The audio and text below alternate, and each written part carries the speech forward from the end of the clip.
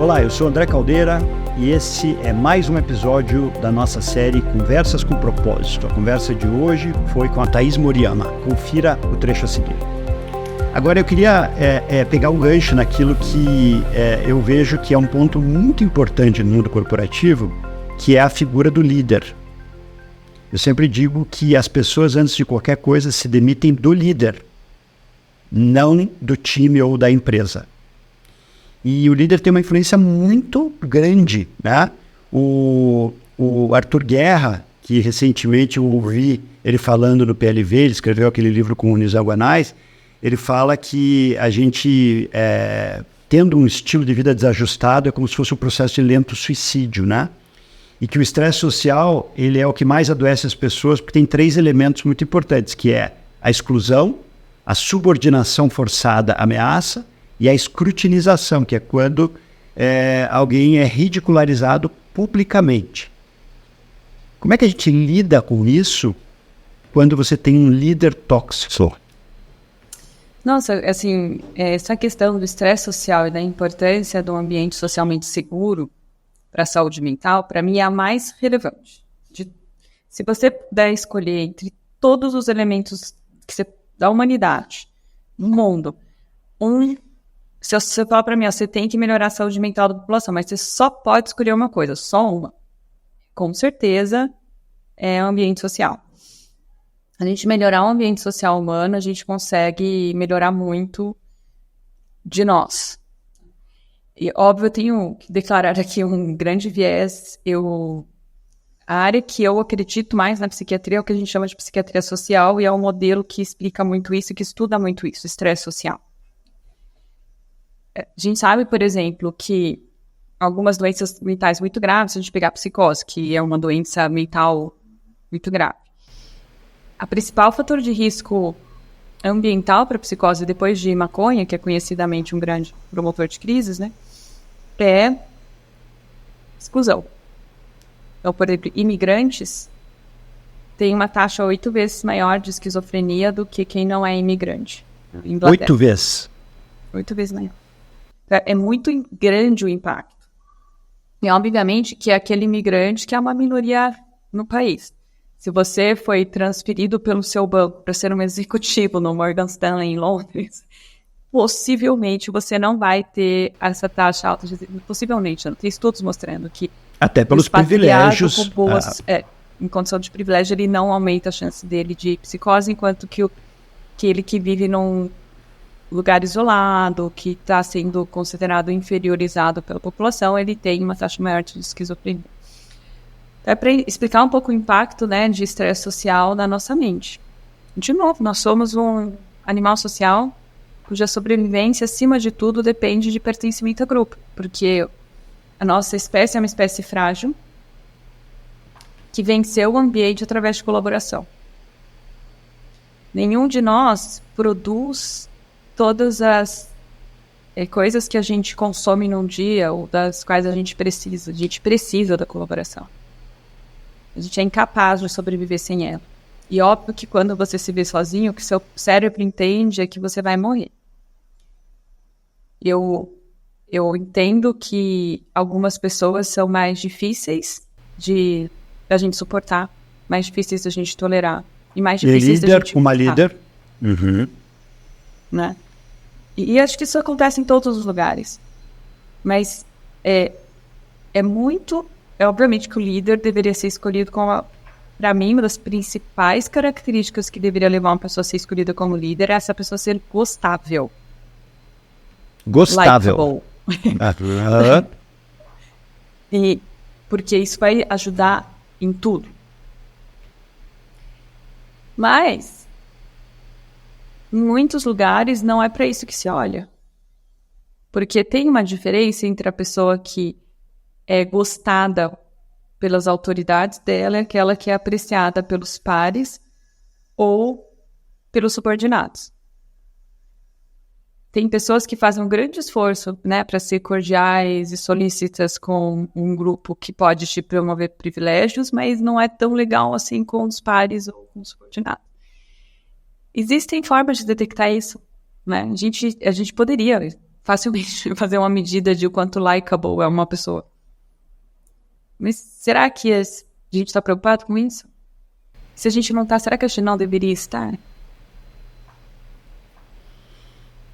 Muito interessante, o gostável. Eu nunca tinha ouvido essa expressão, mas obviamente fazendo aqui a tradução daquilo que eu vejo nos processos, nas organizações que eu tenho a oportunidade de trabalhar, eu vejo o viés do relacionamento interpessoal, sabe? Da capacidade de empatia, de comunicação efetiva, porque quando a gente pensa nessa integração e colaboração social, temos que lembrar que as pessoas são colocadas no ambiente corporativo para buscar resultados juntas. E eu sempre digo que a equação tem que trazer pessoas e resultados no mesmo grau de importância. Se eu coloco resultados acima das pessoas, eu posso ter adoecimento, eu posso ter perda de talentos, posso ter o talento aquém. E se eu coloco pessoas acima de resultados, muito possivelmente a organização não vai ficar feliz, o acionista quer o seu retorno. Então a gente tem que procurar esse equilíbrio mais sustentável, né? Agora, as pessoas não engajam, né? As pessoas só engajam em algo que para elas faz sentido, essa é a verdade. Você já ouviu a expressão motivação é uma porta que se abre por dentro? Então o mundo corporativo fala na tal da retenção de talentos. Eu não gosto desse termo, sabe? Porque eu acho que talento você não retém, você engaja. E aí, o que é engajamento? Como é que eu engato os meus motivadores com o entorno, por exemplo, onde eu trabalho, com o líder que eu tenho, com as pessoas que eu gosto de trabalhar. Porque, afinal, a gente passa um belo tempo dos nossos dias no trabalho. Agora, eu só queria resgatar um pensamento que me veio te ouvindo, que é assim, você trabalha muito com jovens, e aí você vê essa mudança, como você comentou no início aqui da nossa conversa, de que eles começam as sessões com você, e aí quando eles começam o primeiro estágio, eles vão mudando um pouco a narrativa. E aí tem uma influência muito grande do espelho do líder. Tem algum jeito de mudar esse entorno? Tem que mudar o líder. Eu acho que a gente tem que começar nas organizações de cima para baixo. Se você pegar, é muito mais fácil você pegar quem está lá em cima e fazer um processo de educação socioemocional, e isso inevitavelmente vai se distribuir para baixo. Quem dá o tom cultural, infelizmente, eu digo infelizmente porque é uma responsabilidade muito grande, é quem está no topo. E é fácil de ver isso. É muito fácil. Quem trabalha com gestores e com força de trabalho, você nunca entra numa empresa que o gestor tem algum vício comportamental e você não vê esse vício comportamental replicado para baixo. Você escuta a frase de um gestor e você vai escutar ela na empresa inteira. É muito forte o poder de influência. Eu me lembro, uma das coisas que mais me chocou numa situação que eu tive a oportunidade de trabalhar como uma líder em um hospital, é que de repente eu vi as pessoas se vestindo como eu e comentando: ai, onde você comprou isso que eu quero comprar um igual? Isso é um exemplo, mas isso é do ser humano. Né? Sem querer, você faz um comentário de algum modelo de trabalho que você gosta e de repente você recebe 4, 5 submissões de pessoas querendo fazer esse treinamento para aprender esse método de trabalho. Isso é bom por alguns aspectos, mas é muito perigoso também, porque se você está equivocado, né? Então, eu também acho que possivelmente o melhor caminho para as instituições e para as corporações de forma geral é diminuir o nível de hierarquização, de estruturação hierárquica. Porque isso causa muitos vieses. Mas hoje, como a maior parte das empresas ainda está organizada hierarquicamente, eu acho que a gente tem que começar educando os líderes. Acho que tem 2 pontos aí. O primeiro é o tom do topo, que de fato é a influência direta, né, das principais lideranças na cultura e na forma como as pessoas agem e se relacionam numa empresa. E o segundo é o da segurança psicológica.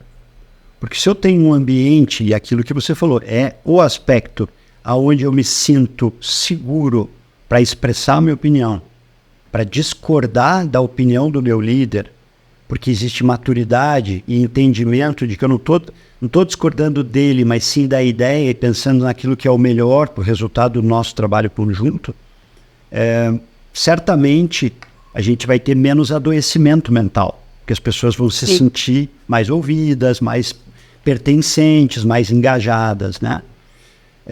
E passa obrigatoriamente, eu acho, pela figura dos líderes, concordo 100%. Sabe que... Sim. Diga. Não, eu ia falar assim, às vezes obviamente a gente sempre quer ganhar a batalha. E tem que querer mesmo, acho que tem que ter raça, tem que ter vontade, tem que fazer acontecer. E isso normalmente está atrelado a lucro, é natural. As coisas prosperam, isso traz dinheiro. Mas é muito importante que você tenha a sensação que o teu líder está com você, te motivando e que vocês vão fazer esse percurso do buscar o resultado. Mas que ele também vai estar com você se o resultado não vier. Eu me lembro de uma situação, fazendo uma analogia que eu acho que fica mais fácil para as pessoas entenderem, né? Algumas doenças na medicina são incuráveis, são batalhas perdidas, vamos dizer assim. E eu me lembro, a minha sogra, ela faleceu de câncer durante a pandemia. E foi, obviamente, um processo muito difícil, não tem nem o que falar, né? Mas no último dia, a gente estava no hospital e o médico que estava nos auxiliando e decidindo as condutas, muito atencioso, muito preocupado, muito sensível. E no momento que ela faleceu, ele entrou no quarto, e eu sou médica, meu marido médico, minha cunhada médica, enfim, todos nós médicos. Ele entrou no quarto, obviamente, se solidarizando com a gente, porque ela tinha partido. E automaticamente ele começou a se questionar se ele podia ter feito algo diferente, no sentido, puxa, será que a gente subiu a morfina demais? Será que a gente... Porque ó, você sobe, você fica naquela dúvida, né? Se não subir a morfina, a pessoa sente muita dor. Se você subir, ela pode parar de respirar mais cedo. Mas assim, são questões de diferença de horas, né? Ia acontecer de alguma forma. E eles perguntando, será que eu subi muita morfina e tudo isso? E era interessante porque a dúvida dele era se ele podia ter salvado ela de algum jeito ou deixado ela com a gente mais algum tempo. Mas pra gente, o maior consolo era ele estar junto com a gente nessa luta. Assim, essa preocupação que ele tinha se ele tinha feito melhor, que ele não precisava ter, ela tinha um valor muito maior pra gente e ela era um conforto muito maior do que qualquer outra coisa, porque a gente sabia que, enfim, ela ia falecer. Mas saber que nessa batalha que a gente lutou, ela teve tudo de melhor e alguém muito dedicado, era o que importava. Então, eu acho que falta essa visão, às vezes, nos momentos difíceis das empresas. Que a gente tem que ser um para os outros essa companhia que te garante foi feito melhor. E eu sei que foi feito melhor. E a gente fez questão de dizer isso para ele. Né? Porque tá todo mundo culpado quando alguma coisa não dá certo. Tá todo mundo se perguntando, será que eu podia ter feito melhor? E a reação imediata que eu vejo hoje nessas situações é, além da pessoa já estar se questionando, vir alguém te culpar. Pior ainda, te trocar. E aí, se eu troco essa pessoa que já passou por essa batalha, que já tem esse cargo, essa carga enorme de experiência, né? Que já sabe o que não funciona. Gente, eu tô perdendo isso para uma próxima luta que eu vou ter parecida. E eu vou pôr alguém que tá cheio de ilusões, que me promete mundos e fundos, porque na entrevista de emprego tá totalmente iludido, não entende o que é uma crise, pra ir pro lugar de uma pessoa que já sabe o que é viver uma crise, né?